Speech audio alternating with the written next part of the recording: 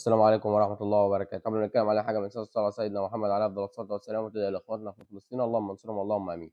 معانا مواضيع مهمة النهاردة عايزين نتكلم عليها. أول موضوع معانا كان في أخبار طالعة إن أحمد نبيل كوكا تعرض للإصابة. اللاعب حصل إصابة بس إصابة خفيفة. اللاعب هيكون متواجد معانا في مباراة بالميراس. الإصابة خفيفة يعني إن شاء الله، واللاعب هيرجع يكمل معانا. إحنا لا نتمنى أي ضرر لأي لاعب، مع إن إحنا مش عايزين نشوف أحمد نبيل كوكا في الملعب، عايزين نشوف يحيى عطية الله، بس إحنا ما نتمناش أي ضرر للاعب. فاتمنى احمد نبيل كوكا يرجع ويكون قد الثقه ان شاء الله. تمام. الخبر الثاني معانا، في اخبار طلعت ان اسامه ابو علي وياسر ابراهيم تعرضوا للاصابه. الاخبار دي غير صحيحه، هم تعرضوا اجهاد بسيط. من اللي احنا شفناه في مباراه انتر ميامي كانوا عاملين مجهود بدني جبار. واسامه ابو علي برضو نفس الكلام، كان عامل مجهود بدني جبار، وياسر ابراهيم نفس الكلام. تمام. ده بالنسبه لاصابه وسام ابو علي وياسر ابراهيم.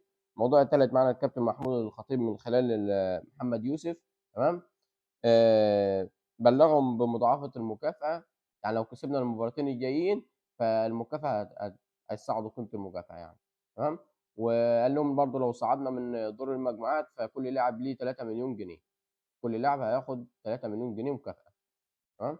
ده بالنسبه للخبر الثالث معانا. الخبر الرابع معانا، الاهلي هيلعب قصاد بالميراس بالزي التقليدي اللي هو الزي الاحمر. تمام. ده عشان تكونوا عارفين يعني. الخبر الرابع معانا، الخامس معانا حكم الساحه وحكم انجليزي اسمه انطوني تايرور.